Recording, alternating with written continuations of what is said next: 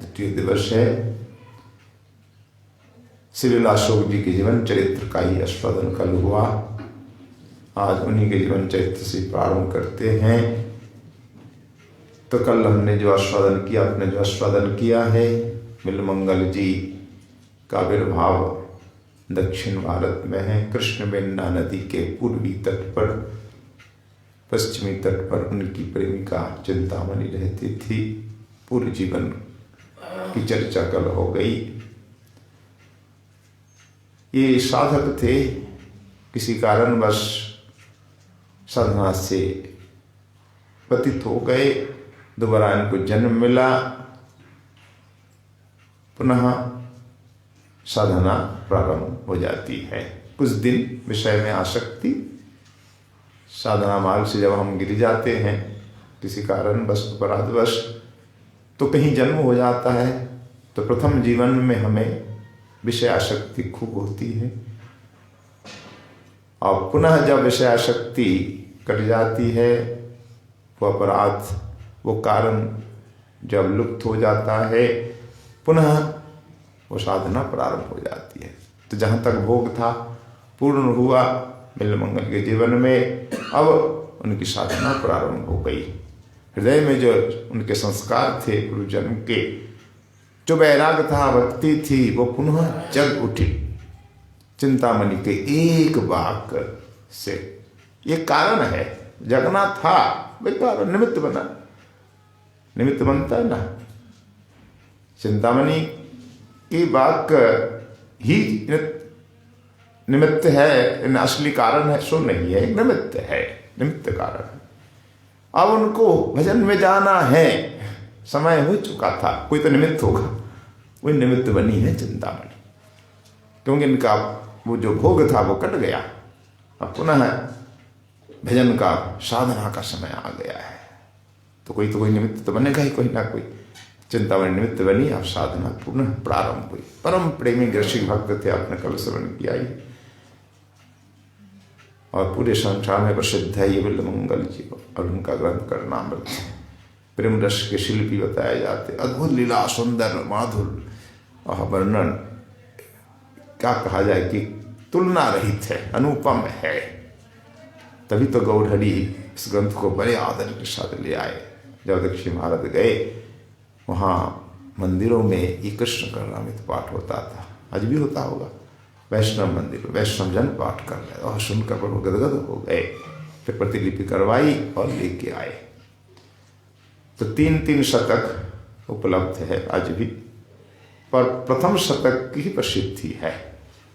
प्रथम शतक का ही आस्वादन, पठन मनन होता है वैष्णव समाज में, संत समाज में, और प्रथम शतक की टीकाएं उपलब्ध होती है। हमारे कविराज गोस्वामी जी महाराज ने, आदि टीकाकारों ने प्रथम शतक की टीका ही की, उसी में सारी बात जो वस्तु आ जाती है। तो इस प्रकार बिल्वमंगल जी सोमगिरी से दीक्षा प्राप्त करके वृंदावन चले आते हैं। बताते कि 1 वर्ष तक गुरु सेवा में रहे, फिर आ गए वृंदावन में। प्रेम उन्माद के कारण रह नहीं पाए, और वृंदावन पथ पे घूमते, वनों में घूमते, कभी गिर जाते तो ठाकुर उठाते, हाथ पकड़ करके। कल अपने सुना ना, हस्तमुत्क्षेप्य जातोषि बलात् कृष्ण किम अद्भुतम हृदयाद् यदि निर्यासि पौरुषं गणयामि ते। कि बाँह छुड़ाए जात हो निर्बल जान के मोहि, मुझे निर्बल जान के तो मेरी बाँह छुड़ा के चले जा रहे, जाओ जाओ जाओ, हंस कर बोल रहे बिल्वमंगल जी।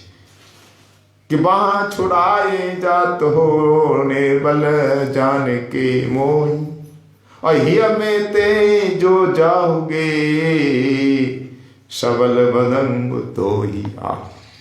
अगर हृदय से तुम जा सकते हो तो तब तुम्हें सबल बोलेंगे, वास्तव में तुम्हारा पौरुष तभी हम मानेंगे। हृदय से कहाँ जा सकते प्रभु। प्रणय रसनयाधितांग्रि पद्मा स भवति भागवत प्रधान उक्त। श्रीमद् भागवत में कहा गया है अब योगेश्वर संवाद में महत भागवत कौन है, उत्तम भागवत कौन है?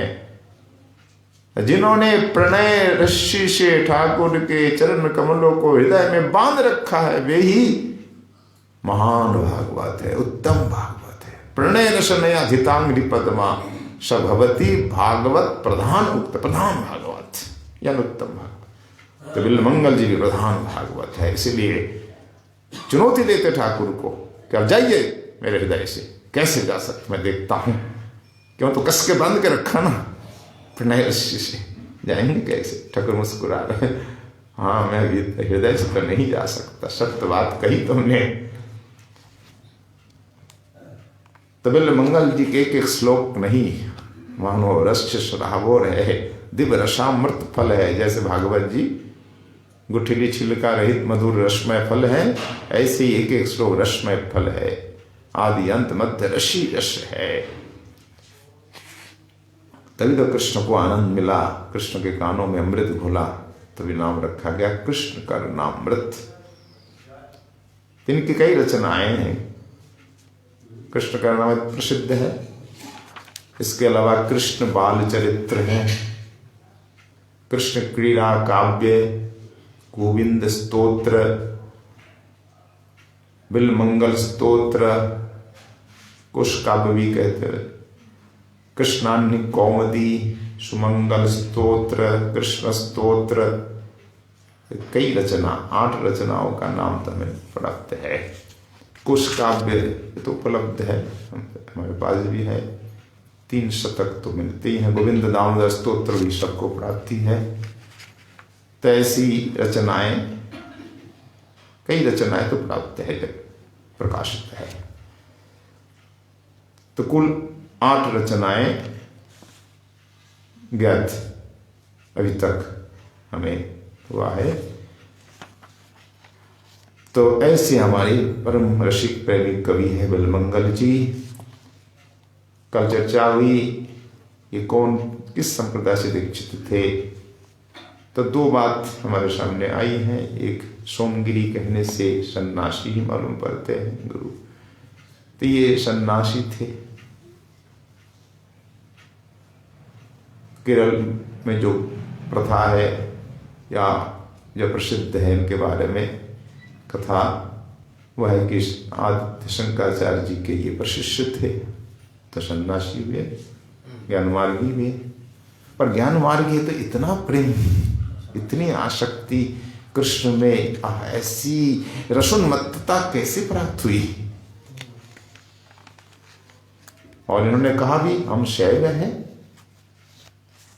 अभी आपने कल सुना था क्या कि शैवा वयम खलु, शैवा वयम न खलु तत्र विचारणीय, पंचाक्षरो जप परा नितरम तथापि, चेतो मदीय मतसी कुसुमावभासम स्मेरा नने स्मरति गोप बधु किशोरम।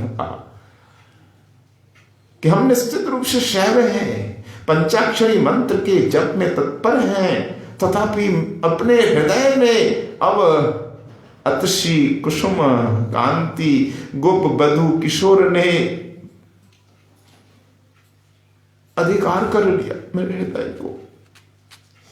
अब तो हम उस गोप बधु किशोर का ही स्मरण करता रहता हूं। स्मेरा नने, प्रसन्न मुस्कुराते हुए गोप बधु बीट कृष्ण का ही स्मरण हम करते रहते हैं। इससे विद्वान यही अर्थ लगाते हैं, हाँ पहले सन्यासी थे, ज्ञानमार्गी थे, बाद में वैष्णव हो गए, भक्ति में लीन हो गए। जैसे मधुसूदन सरस्वती चर्चा में है, जैसे प्रबोधानंद सरस्वती, प्रकाशानंद जी बाद में वैष्णव हो गए, भक्ति में लीन हो गए। इसीलिए एक श्लोक और प्राप्त होता है, इससे प्रथम शतक में नहीं है, कई श्लोक भक्ति रसायन सिंधु में, धृत है पद्यावली में आदि जगह, वो प्रथम शतक के नहीं लिखा तो है कर्णामृत, पर दूसरे शतक के श्लोक है। क्या कहते हैं? अद्वैत विधि, हमारे लघु गोस्वामी जी महाराज उदाहरण देते हैं, अद्वैत वीथि पथिकैरुपास्यः स्वानंद सिंहासन लब्ध दीक्षा सठीन केनापि वयं हठेन दासीकृता गोप वधू बिटेन। अद्भुत है। अद्वैत वीथि पथिकई, जो अद्वैत मार्ग के उपासक है, पथिक है कि हम ब्रह्म है, अहम ब्रह्मास्मि, एकम ब्रह्म द्वितीयम नास्ति। वहां भक्ति की कोई चर्चा है नहीं। जब हम खुद ब्रह्म है, अहम ब्रह्म है, मैं ब्रह्म हूं, तो उपासना किसकी, भक्ति किसकी, भजन किसका? तो स्वयं ब्रह्म है, अहम ब्रह्मास्मि। तद्वैत वीथि पथिकैरुपास्यः स्वानंद सिंहासन दीक्ष लब्ध दीक्ष। वो स्वानंद सिंहासन में बैठे रहते हैं, अहम ब्रह्मास्मि। अद्वैत पथ के पथिक हम स्वानंद आनंद रूपी आत्मानंद रूपी सिंहासन में दीक्षा प्राप्त है, बैठे हैं। फिर क्या हो गया आपको? आप पागल की तरह रो रहे क्यों? आप तो ब्रह्मा, अहम ब्रह्मा, आप स्वयं ब्रह्म हैं, फिर आप इस प्रकार रो रहे क्यों? पागल की तरह ब्रज की विथियों में लोटपोट क्यों हो रहे हैं? कीचड़ धूल से सने क्यों है? तब कहते क्या करूं, ये जो गोप बधु बीट है ना, रो जाते कहते ये जो गोप बधु बीट, गोप बधु लंपट, पर क्या भाव है पूरा। ये गोप बधु लंपट जो किशोर है ना, नंदन नाम भी नहीं लेते, उनको ये नाम प्रिय है, किशोर, गोप बधु बीट, गोप बधु लंपट। तो ये जो गोप बधु लंपट है, किशोर, कितना सुंदर रूप है, कहते कहते रो जाते हैं। वयम छठे ना, वो छठ भी है। दासी कृता वयम, इस छठ ने हठपूर्वक हमें दासी बना दी, अपनी दासी बना, हठपूर्वक इस लंपट ने। तो इसका मतलब कि बाद में ये वैष्णव बन गए, वैष्णव भक्ति में लीन हो गए। विष्णु संप्रदाय के कहते भी हैं कि हमारे संप्रदाय के ही हैं, विष्णु संप्रदाय से ही दीक्षा प्राप्त हुई है। और ये रुद्र संप्रदाय है। शैव कहने का एक तात्पर्य हो सकता है कि रसिकता पूर्वक कहा है कि हम तो शैव है, यानी शिव जी से संप्रदाय चला है ना, विष्णु जी का, विष्णु स्वामी का। पद्म पुराण में गौतम में तंत्र में श्लोक प्राप्त होता है क्या? अतः कलो भविष्यन्ति चत्वार संप्रदायेन, चारों संप्रदाय में प्रसिद्ध है श्लोक, भक्तमाल में भी प्रसिद्ध है कि अतः कलो भविष्यन्ति चत्वार संप्रदायेन, चार संप्रदाय कलियुग में प्रसिद्ध होगा। श्री ब्रह्म रुद्र शनका वैष्णवाक्षित पावन, श्री ब्रह्म रुद्र शनक वैष्णव, ये चार संप्रदाय, क्षिति पावन यानी पृथ्वी को पावन करने वाले चार संप्रदाय। तो चार, श्री ब्रह्म, श्री प्रथम, फिर ब्रह्म संप्रदाय, फिर रुद्र, शनक। श्री संप्रदाय के रामानुज रामानंद, और ब्रह्म संप्रदाय के मध्व गौड़ी, और रुद्र के विश्व स्वामी वल्लभ, दो शाखा है सब में प्राय, और शनक संप्रदाय के निम्बार्क। तो रुद्र संप्रदाय है ये, शिव जी से संप्रदाय प्रारंभ हो, इसलिए हम शैव हैं, शिव जी कहते हैं। ये भी हो सकता है कि ये रसिकता पूर्वक बोल रहे हैं, ये थे वैष्णवी, नहीं तो इतना प्रेम, ऐसा वर्णन, ऐसी उन्मत्तता अद्वैतवाद को कैसे संभव है किसी ज्ञानी को? इस भक्ति में ऐसे खो गए, ऐसे खो गए। तो धन्य है बिल्ल मंगल जी, धन्य है उनकी उन्मत्तता, प्रेम, धन्य है उनकी कविता। तो ऐसे प्रेमी बिल्ल मंगल जी, अंत में क्या हुआ उसका पूर्ण वर्णन तो प्राप्त नहीं होता कि वृंदावन में, गलियों में, वृंदावन में, वन में, जंगलों में भटक भ्रमण करते रहे, करते करते फिर प्रभु लीला में प्रवेश कर गए। वृंदावन में एक स्थल तो है बिल्वमंगल जी की समाधि, गोपीनाथ बाजार में ही एक मंदिर है, राधा माधव बताते कि हाँ बिल्वमंगल जी कभी आए होंगे, उनकी समाधि है। और वहां प्रभु जब आए तब तो कुछ नहीं था, ये तो बहुत पुराने हैं, हो सकता है कि कभी आए होंगे, जनश्रुति है, तो बाद में निर्माण हुआ है, ये बाद में ही हुआ है। तो बिल्वमंगल जी का चरित्र का कुछ कुछ अंश जो हमें प्राप्त हुआ है, विद्वानों ने जिस प्रकार लिखा है, सर्वप्रथम तो कविराज गोस्वामी ने ही लिखा है, उसके अनुसार कुछ यहाँ रखा गया, उनकी रचनाएं बताई गई। अब हम प्रवेश करेंगे मूल विषय पर, कर्णामृत पर। तो इसमें दो राय नहीं कि पहले वे ज्ञान मार्गिक थी, अद्वैत विधि उपास्य, तभी इस प्रकार बोल रहे हैं बार बार। जैसे प्रभुदानंद जी की रचनाओं में देखेंगे बार बार ब्रह्म ज्योति तेज मह शब्द का बार बार उल्लेख है। कहीं बोलते मैं पहले मायावादी था, मायावाद में ग्रस्त था, तो गौर हरि ने मुझे मुक्त कराया। गौर सूर्य के प्रभाव से वो माया अंधकार नष्ट हुआ। ऐसा ही प्रणुदुष्टन सरस्वती जी बोलते हैं, बाद में भक्ति में लीन हो गए। तो कुछ भी हो, ये परम प्रेमिक परम वैष्णव था, इसमें कोई संदेह नहीं। विष्णु भक्ति लीन रहने वाला ही वैष्णव है, परम वैष्णव। चाहे विष्णु स्वामी जी संप्रदाय के हो, किसी संप्रदाय के हो, ये परम वैष्णव परम प्रेमिक थे, परम भक्त थे, इसमें कोई संदेह नहीं। प्रधान भागवत, उत्तम भागवत। तभी तो गौर हरि लाए बड़े आदर से और कहने लगे, देखो कर्णामृत सम वस्तु नाही त्रिभुवने जाहिते हरि कृष्ण। शुद्ध कृष्ण प्रेम ज्ञान, शुद्ध कृष्ण प्रेम की प्राप्ति कर्णामृत से ही होती है। विशुद्ध कृष्ण प्रेम इसमें है वर्णन। सौंदर माधुर कृष्ण लीला अवधि, जाने जे कर्णामृत परे निर्वधि। निरंतर कर्णामृत जो अध्ययन करते वही जान सकता है सौंदर माधुर कृष्ण लीला की सीमा को। तो कृष्ण दर्शन करके बार बार वर्णन करके चेष्टा तो करते हैं हमारे बल्लमंगल जी।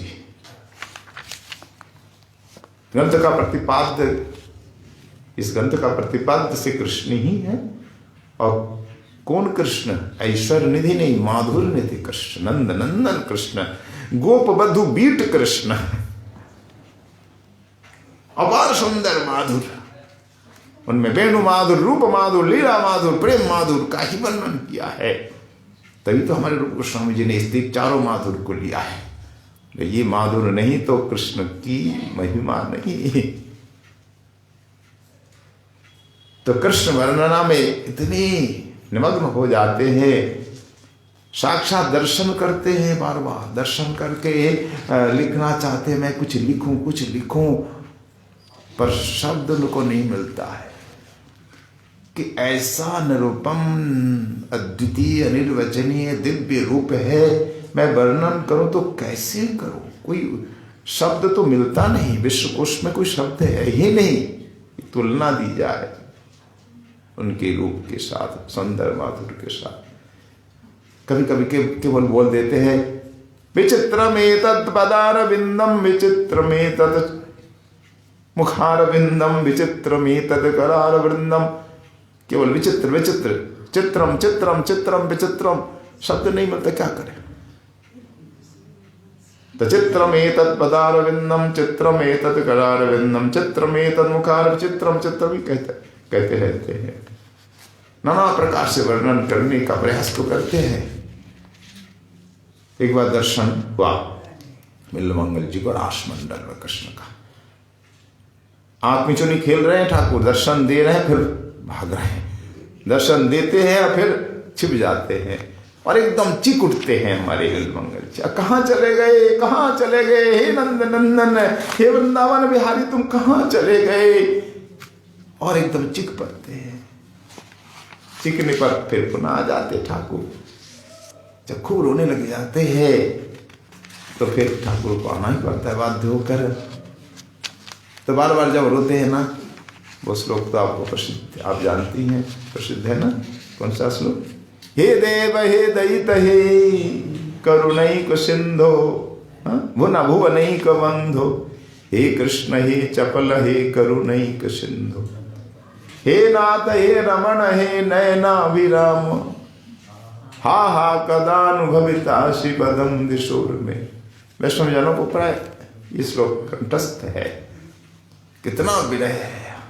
हे देव हे दयित हे भुवन के पात्र बंधु मित्र आप, हे कृष्ण हे चपल चपल शब्द बार बार आता है क्योंकि ठाकुर दर्शन देते तुरंत अंतर्धान हो जाते, इसलिए चपल चंचल शब्द इनका प्रिय है।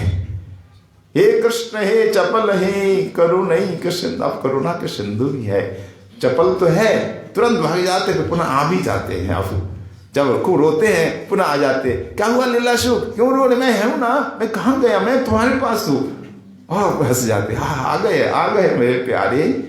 ये चपल ही करुणी के सिंधु, आप करुणा के समुद्र है, आ गए दोबारा दर्शन देने। जब विरह खूब होता तब रो जाते, मैं क्या करूं, मैं आपके बिना रह नहीं सकता। हाँ कदानुभवितासी पदम दिशोर में, हाँ कब पुनः दर्शन दोगे, कब पुनः दर्शन दोगे, कब मैं पुनः आपको नेत्र गचरीभूत करूंगा, कब आओगे हमारे नेत्र के सामने। रो रो कर बेहाल हो जाते हैं। अब बाबा कहते हैं गोविंद, हमें ठाकुर कहता अच्छा मैं आ गया, बोलो क्या चाहिए, बोलो। तो कहते हे आर्त बंधु, आप तो आर्त जनों के बंधु, दीन जनों के बंधु, अनाथों के बंधु। हाँ तो एक देखिए, मैं तो आर्त हूँ, दीन हूँ, अनाथ हूँ, मेरा तो कोई नहीं है आपके सिवा, और मैं एकदम निष्काम भी हूँ, अकाम हूँ, कुछ चाहिए भी नहीं आपसे, कुछ नहीं, कुछ तो यहाँ एक ही वस्तु चाहिए, वो क्या, परिपालयन कृपालयेत्यसत कृज्जल्पितम आर्त बांधव मुरली मृदुला स्वनांतरे विभोराकर्षयी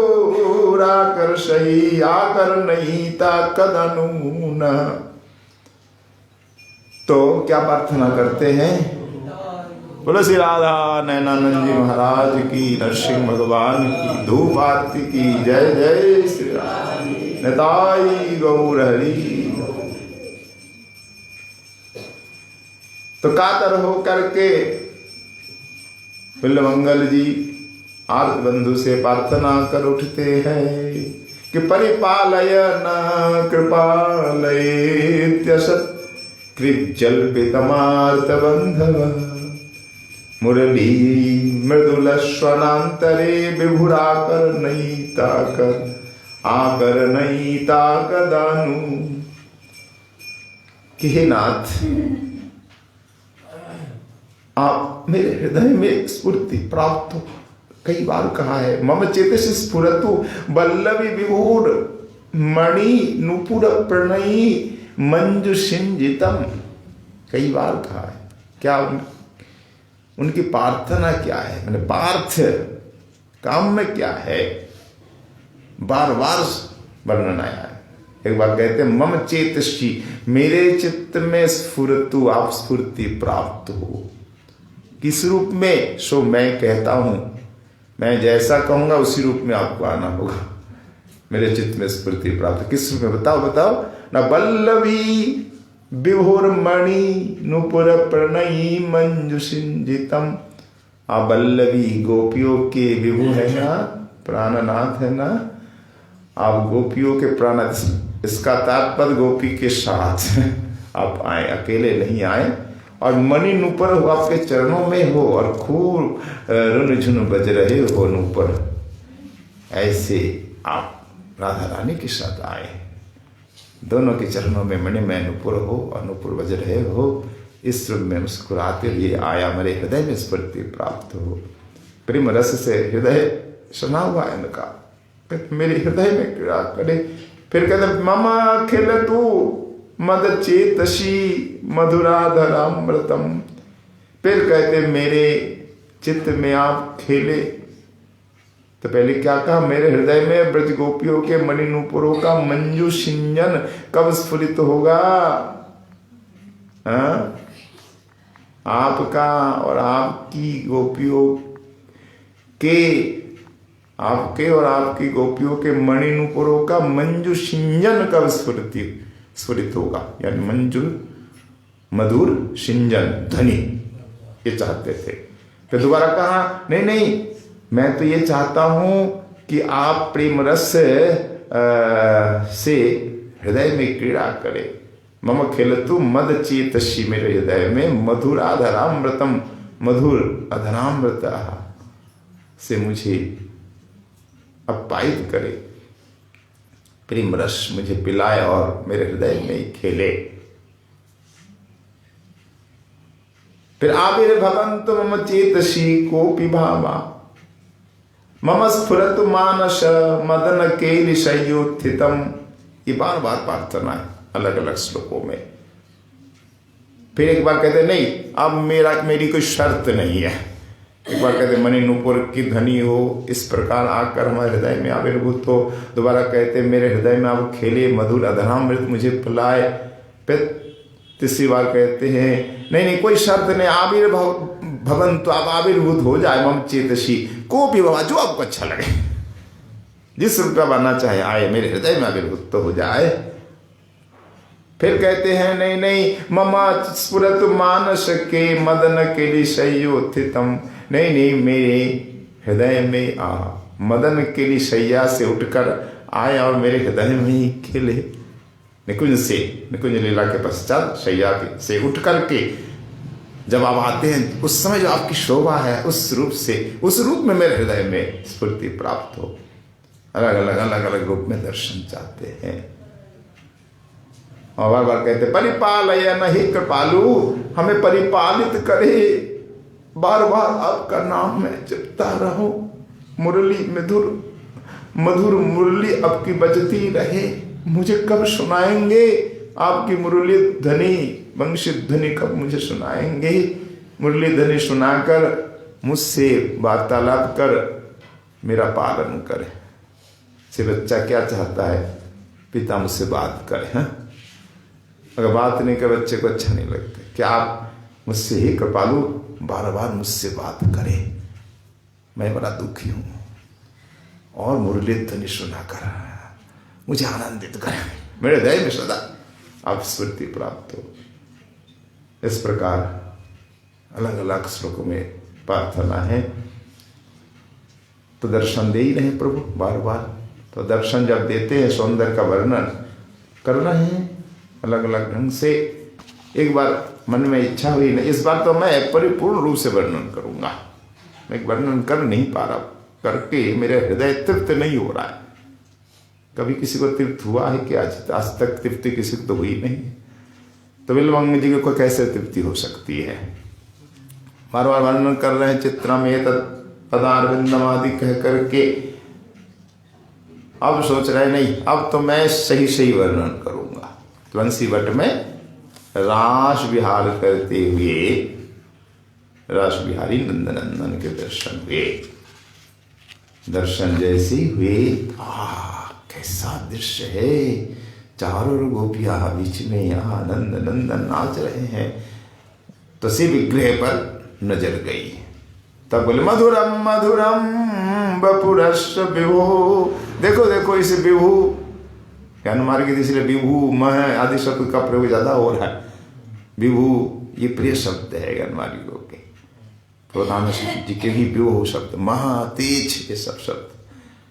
मधुरम बपुरस्य विभु। विभु हे विभु, आपकी जो मधुर बपू है, कितनी मधुर है। पहले दृष्टि गई इसी विग्रह पर, उसी में एकदम उन्मत्त हो गए, क्योंकि रोम से माधुर चल रहा था। बाद में दृष्टि गई मुखारविंद पर, ये तो और सुंदर है। यहां तो दोबारा कहना मधुरम बपुरस्य विभो। और जैसे मुखारविंद पर नयन गया तो बोले मधुरम बदनम मधुरम। ये बदन तो और सुंदर है, क्या दिव्य है। मधुर शब्द मिला ही नहीं कुछ। सोच रहे थे इस बार ठीक ठाक वर्णन करूंगा, और शब्द ही नहीं मिला। भाई मधुर कि भाव के सामने भाषा दीन है। भाषा तो शब्द में बंधी हुई है ना, और भाव बंधा नहीं होता। अपार अनंत है, महासागर महाकाश की तरह है। तो भाव के सामने भाषा दीन है। भाषा से वर्णन नहीं किया जा सकता भाव को। अभाव को भाषा के बंधन में बांध नहीं सकते। मिला नहीं कुछ शब्द। सोच रहे थे बोलूंगा, पर मधुर शब्द के अलावा कोई मिला ही नहीं। तो मधुरम बपुरस्य विभो। मधुरम बदनम मधुरम। अब मुखार बिंद में दर्शन करते करते उनकी मधुर जादू भरी मुस्कान पर दृष्टि चली गई। बोला आहा, एकदम उन्मत्त हो गए। जैसे कोई मादक वस्तु आप सेवन करते हैं, कैसी उन्मत्तता आती ना। जब गोपियों को उन्मत्तता आती है कब? जब अधर पान करते हैं प्यारे, तो एकदम गोपियां उन्मत्त हो जाती है। उस समय एक शब्द ध्वनि निकलती हैं। तो उसी प्रकार शीतकार बोलते उस ध्वनि को। श्रोत के लिए में शीतकार, वो शीतकार ध्वनि ऐसी बिल्वमंगल जी के मुखारबिंद से भी निकल रही है। तो बोल रहे मधुगंधी में दो स्मिता में तदहु मधुरम मधुरम मधुरम मधुरम। जैसी मुस्कान पर दृष्टि गई, बोला कैसी मुस्कान है, जादू भरी, प्रेम भरी, वो जगत को मोहित करने के लिए, जगत को पागल बनाने के लिए, जगत को दीवाना करने के लिए। एक बार जिसने मुस्कान का दर्शन कर लिया तो जीवन भर बन गया गुलाम ठाकुर का। जीवन नहीं, अनंत काल तक ठाकुर का दास बन गया। एक बार जिसने वो जादू भरी मुस्कान का दर्शन किया फिर ठाकुर का ही हो गया। वो दीवाना होने के लिए बात है, ऐसा जादू है उसमें। तो मधुगंधी मृदु स्मितम, तुम्हारा जो ये स्मित है, मृदु मंद हास्य है, ये मुस्कान है, कैसी दिव्य है। अनिर्वचनीय कुछ शब्द तो मिले तो मैं बोलूं, तुलना दूं। देखो तो इस मुस्कान से मधु टपक रहा है, रस टपक रहा है, और मधु जैसी मादकता, वैसी सुगंध। मधु में एक गंध है ना, मधु की सुगंध को लेते ही बिना सेवन किए मधु की गंध से मादकता आ जाती है। आपकी मुस्कान में तो मधु जैसी सुगंध है, मादकता है, ओ अद्भुत मुस्कान है, कहकर एकदम पागल से हो जाते, हाथ पांव एकदम कांप उठता है, रोमांच स्तंभ नाना भाव से विभूषित हो जाते हैं, और ओह चित्कार कर उठते हैं। मधुबंधी मृदु स्मितम इतदहु मधुरम मधुरम मधुरम मधुरम कह करके गिर जाते हैं, अचित हो जाते हैं, फिर वाणी नहीं निकलती है। बिल्वमंगल जी के इस कर्णामृत काव्य में सबसे उत्तम श्लोक तो यही लगता है, मणि की तरह एकदम, चिंतामणि नहीं कस्तुमणि की तरह। ऐसे भागवत में तब कथामृतम श्लोक अद्भुत है, ऐसे ही मधुरम मधुरम श्लोक महाप्रभु ने इसका खूब आस्वादन किया, जी भर के आस्वादन किया। काशी में हमारे श्रीपाद सनातन गोस्वामी के कंठ में, गले में अपनी बाह डाल करके रो रो कर आस्वादन महाप्रभु ने किया। इस श्लोक को गाकर फिर कहती हैं, सनातन कृष्ण माधुर्य अमृतेर सिंधु मोर मान सन्निपाति सब पीते करे मोती दुर्दैव वैद्य नादय एक बिंदु। श्री चैतन्य चरितामृत में क्या अद्भुत आस्वादन दिया है कविराज जी। यहाँ तो टीका लिखी है, टीका लिख करके उनका लगता है जी नहीं भरा। अलग से पुनः चैतन्य चरितामृत में भी कर्णामृत के श्लोकों का वर्णन करके टीक लिखी है उस बंगला में, त्रिपदी पयाग छंद आदि में। तो सनातन गोस्वामी के साथ मिल गए, अपने मरिमी अंतरंग जन मिले तभी तो इस आस्वादन होता है ना। अंतरंग जन उस भाव के रसिक ना हो तो फिर आस्वादन नहीं होता, उस रस से रसिक को। तो सनातन मिल गए उस ब्रज निकुंज की लवंग मंजरी, राधा में विवाहित गौरहरी लवंग मंजरी के गले में अपनी बाह डाल करके रो रो करके, सनातन कृष्ण माधुर्य अमृतेर सिंधु, सनातन कृष्ण माधुर्य अमृत का सागर है, सिंधु है, पर मैं पी नहीं पाता, पीने की इच्छा होती है पूरा पूरा पी जाऊं, पर मेरा मन तो सन्निपात रोगी है। सन्निपात रोग होने पे वैद्य क्या कहता है, पानी नहीं पिलाना, पानी से बैर है, पानी पियोगे तो रोग बढ़ जाएगा। तो मेरा दुर्दैव्य है, दुर्दैव माने दुर्भाग्य ही वैद्य है। दुर्भाग्य रूपी वैद्य ने मना कर दिया कि पानी नहीं पी सकते तुम, इसलिए मेरा मन सन्निपात रोगी है, संपूर्ण अमृत को पीना चाहता है पर पीने नहीं देता, दुर्भाग्य रूपी वैद्य। मोर मन सन्निपात सब पित करे मति दुर्दैव वैद्य नादय एक बिंदु। फिर क्या करूं सनातन? कृष्ण माधुर कैसा है सनातन? देखो कृष्ण का अंग देखो, कैसा, मानो महाप्रभु सनातन गोस्वामी को दिखा रहे हैं, साक्षात प्रकट करके कृष्ण सुंदर का दर्शन करा रहे हैं कि कृष्णांग लावण्य पूर मधुर हिते सुमधुर तारजे मुख सुधाकर मधुर हिते सुमधुरता होते सुमधुर तत्जे स्मित ज्योत्स्नावर मधुर हिते सुमधुरता होते सुमधुरता होते अति सुमधुर जे रूपे डैक कौन डुबाए सब त्रिभुवन 10 दिखे व्यापे जावरपुर। क्या अद्भुत आस्वादन है सनातन। कृष्ण अंग, उनके अंग एक एक अंग तो मधुर मधुर है ही, दिव्य है, कोई शब्द नहीं, कैसे वर्णन करूं। पर उनका जो मुख सुधाकर है ना, मुख रूपी चंद्रमा, वो कैसा है, मधुर है ते सुमधुर ता है ते सुमधुर, मधुर से मधुर, उससे भी मधुर मधुर मधुर मधुर।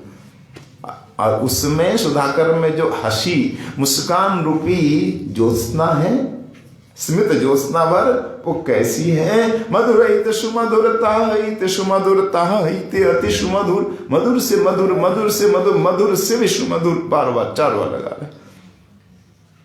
ठीक बिल्वमंगल जी ने जैसा लिखा वैसा ही संस्कृत में है मंगला, वहां 4 चरणों में लिख दिया, मधुरा मधुर पुरश्च विवेचन, इस प्रकार छोटे श्लोक में, अरे यहाँ तो कई त्रिपदी में लिखा।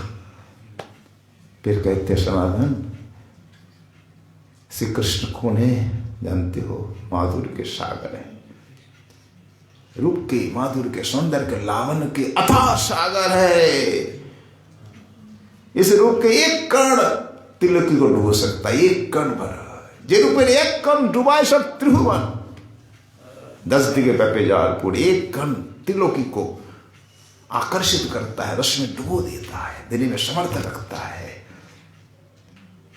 क्या अद्भुत वर्णन था। बिल्वमंगल जी बोलना चाहते थे कृष्ण का संपूर्ण वर्णन करूं, पर बोल नहीं पाए, मधुर मधुर कहते कहते अचेत हो गए, क्यों कभी ये बोला नहीं जा सकता।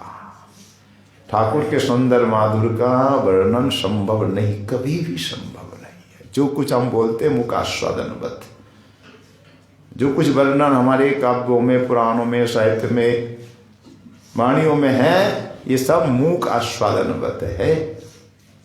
गुंगे का गुड़, जैसे गुंगा क्या खाता है, बोल पाता है? बोल नहीं पाता है। तो हम कैसे जानते हैं इसने क्या खाया? तो गुंगा जब डकार लेता है ना, उसकी डकारों में जो गंध आती है, उस गंध से हम अनुभव कर लेते हैं, अनुमान कर लेते हैं, हाँ इसने खीर खाई होगी तभी ऐसी डकारें आ रही है, इसने मिठाई खाई, पकवान खाए हैं। डकार से कुछ मालूम पड़ता कि नहीं? ठीक उसी प्रकार वर्णन है। हमारे यहाँ जो भी वर्णन है साहित्य में, काव्य में, पुराणों में, वाणियों में, वो डकारे हैं, मत उद्गार है मात्र, पूर्ण वर्णन संभव नहीं, कभी संभव नहीं। क्यों? मुख आस्वादन बद गुंगे का गुड़ है। कैसे गुंगा बोल सकता है? क्या खा सकता है, आस्वादन कर सकता है, बोल नहीं सकता। हमारे आचार्य, हमारे रसिक जन आस्वादन किए, जीव हर पर बोल नहीं पाए, जैसा आस्वादन के वैसा नहीं बोल पाए, हाँ कुछ दिग्दर्शन किया मात्र। तभी तो कहते हैं कभी, ये डूबे सो बोले नहीं, बोले सो अनजान, गहरो प्रेम समुद्र को डूबे चतुर सुजान। इस प्रेम समुद्र में कोई डूब जाए फिर वो बोल नहीं पाता है, जो डूबता है वो बोल नहीं पाता, और जो बोले अनजान, जो बोलता है अनजान, जानता नहीं, इसलिए खूब बकबक करता है, बोल जाता है, बकबक करता है, बकता है ना। तो तो बोलता है पर जानता कुछ नहीं, बोलता है। और जानने वाला डूबने वाला बोल नहीं पाता, क्योंकि गहरो प्रेम समुद्र बड़ा ही गहरा है। कोई डूबे, कोई डूब जाता है, कौन डूब सकता है? चतुर सुजान वही डूब सकता है, वो चतुर हो, रसिक हो। तो बिल्वमंगली जो कुछ बोल रहे हैं वो केवल उद्गारी है। तो प्रतिपाद्य क्या है ग्रंथ का? इसी श्लोक में आ गया कि मधुमय प्रेममय रसमय हमारी श्री नंदनंदन रास बिहारी राधा प्राण वल्लभी इस ग्रंथ के प्रतिपाद्य वस्तु है। कौन नंदनंदन? श्रृंगार रसमय, प्रेममय, मधुमय, अमृतमय, सच्चिदानंदमय। ऐश्वर दृष्टि नहीं है बिल्वमंगल जी की, माधुरमय दृष्टि। कौन नंदनंदन? मधुमय हो, अमृतमय, रसमय, प्रेममय, ज्ञानमय नहीं। ये चार, अमृतमय, रसमय, मधुमय, प्रेममय। नंदनंदन राधा प्राण वल्लभ, राधा हृदय बिहारी, राधा रमण से कृष्ण ही प्रतिपाद्य है। उनका अपार सुंदर माधुर लीला लावण्य ही इस ग्रंथ का प्रतिपाद्य है। यही आस्वाद भी है और चाहते भी यही, हमें ये आस्वादन मिले। बस आप मेरे सामने हो और आपका दर्शन मैं करता रहूं, माधुर लावन तारुण आदि का आस्वादन करता रहूं, और कुछ मुझे नहीं चाहिए, और कुछ मुझे नहीं चाहिए। अंत में आप देखेंगे क्या कहेंगे ठाकुर से, हे प्रभु कि जतो जतो प्रसरति में विलोचनम तत तत स्फुरतु तवैव वैभवम। वरदान अंत में कि हे प्रभु यही मेरा वर है या काम है कि आपके नेत्र तो बड़े हैं ही, पर अनुग्रह द्विगुण विशाल। आपके नेत्र अनुग्रह से और द्विगुण हो जाता है।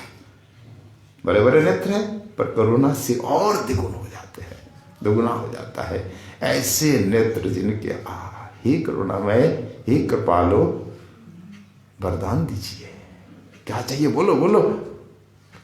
यतो यतो में प्रसरति विलोचनम, जहां जहां मेरे नेत्र जाए वहां वहां केवल आपका ही वैभव दर्शन हो, आपकी स्फुरति ततो ततो स्फुरतु तवैव वैभव, और कुछ नहीं चाहिए। या तो मेरे साथ आप रहें या तो हमें ले जाए आपके पास, दो ही विकल्प और कुछ नहीं। मेरे साथ रहे, मैं आपका दर्शन करता रहूं। तैसे दर्शन वर्णन करते करते उस प्रेम सागर में खो गए, प्रेम सिंधु में लीन हो गए हमारे बिल्वमंगल जी। पर यहाँ जगत में अमर हो गए, ठाकुर के पास चले गए, इधर अमर हो गए, सब भक्तों के हृदय में निवास कर रहे आज। तो बिल्वमंगल जी का चरित्र का 2 दिन में थोड़ा थोड़ा स्वादन हुआ। टूटी फूटी भाषा में जो कुछ आप लोगों का आशीर्वाद रहा, कृपा रही, उसके अनुसार अब मूल ग्रंथ का स्वादन कल से प्रारंभ किया जाएगा। तो पहले तो गुरु वंदना करते हैं, जो नियम है। हमारे प्रेमी रसिक जन वो विधि पूर्वक कोई वंदना नहीं करते, जैसे विधि पूर्वक गणेश जी की वंदना करो, शिव पार्वती की वंदना करो, आदि आदि सोने। पहले गुरु वंदना, ये परंपरा कविराज गोस्वामी की भी है। वंदे गुरुन ईश भक्तान ईश मेषावतार कान तत्प्रकाशम से तत्शक्ति। फिर कृष्ण चैतन्य संगकम, ये श्री चैतन्य चरितामृत का मंगलाचरण। सर्वप्रथम गुरु वंदना, बस किसी देवी देवता का वंदना नहीं, प्रारंभ में गुरु वंदना। यहाँ भी प्रारंभ में गुरु वंदना है। चिंतामणिर जयति सोमगिरी गुरुर्मे शिक्षा गुरुश्च भगवान शिखिपिच्छ मौलिहि जत पाद कल्पतरुपल्लव शेखरेषु लीला स्वयंवर रसम लभते जयश्री। तो गुरु वंदना से प्रारंभ करना चाहिए। कविराज गोस्वामी जी ने भी गुरु वंदना से प्रारंभ किया है। मानो बिल्वमंगल जी ही दोबारा कविराज गोस्वामी के रूप में आ गए हो, या बिल्वमंगल जी कविराज जी में समा गए हो। इसलिए कविराज जी की भाषा में वही लालित्य, वही सौंदर्य, माधुर, वही परिपाटी दिखती है। ये भी गुरु वंदना से कविराज जी प्रारंभ करते हैं। तो श्री राधा नयनानंद जो कि असीम अनुकंपा के आशीर्वाद से पुनः कल सदन किया जाएगा, मूल ग्रंथ का प्रारंभ कल ही होगा। आज यहीं पे विश्राम है। बोलिए श्री कृष्ण करुणामृत की, ऋषिक शेखर लीला सुख बिल मंगल जी महाराज की, श्री राधा नयनानंद जी की जय। बड़ी सुरमा कुंज की, सब संतन की, सब भक्तन की, आज के आनंद की जय। जय श्री राम। गौर हरि।